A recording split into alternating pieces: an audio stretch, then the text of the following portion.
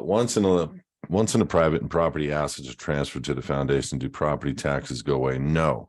So every element of, moving, everything is a moving target. And the element of living in the program that we offer deals with all personal, anything that you're dealing with currently, your taxes, your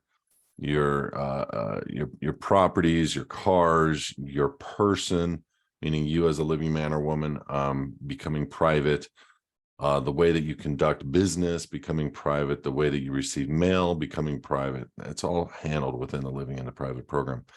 Now, the element of property taxes is an individual thing, because the property is separate from you as an individual. However, you just asked the question, if I've moved my property into the foundation, there are 2 or 3 different things that can be done. Number one, the property would essentially become owned by a church, and would fall under an exemption at the county recorder's office for paying property taxes. Now, I don't necessarily like to do it that way, but multiple HISAdvocates members have done it that way and fill the paperwork out, retaining all the rights, and still get the exemption. That's one way. The second way is, as a licensed real estate broker in the state of California, I've done thousands of loans. I understand title probably better than the average bear.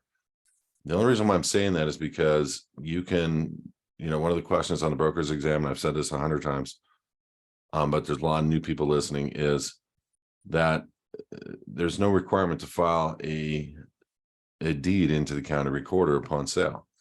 And I thought there was an absolute, and that actually blew my mind when I realized the ramifications of not having to file a deed in the county recorder. I'm like, well, how does tax get set up? How does the person going to be payable or paying tax? How is this? How is that? And so all those things came up in my mind. And so there are some strategies of which we've already answered at, we've exhausted this answer. And so we have on HISAdvocates.org, you can go to our Q&A section and you can click on the real estate, and you will see a lot of different ways to do this. We don't offer a product for this because what we do, we're able to guarantee our work, meaning we know what we're doing and we know how to perfect an administrative record. We know how to deal with the Department of the State on getting you a passport as a state citizen. We know all those things, but the county recorder, they're fighting like crazy trying to keep all property inside the county recorder, because once you pull it out, you're actually sitting on some patent somewhere in their mind.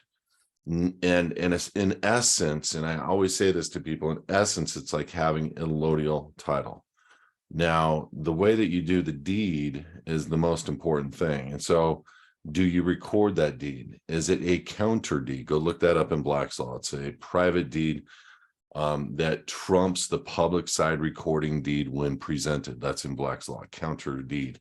So there's a ton of ways to slice at that, is my point. And we've exhausted that answer over and over. So HISAdvocates.org, go to at the top of the homepage, you'll see a link that says past shows and videos.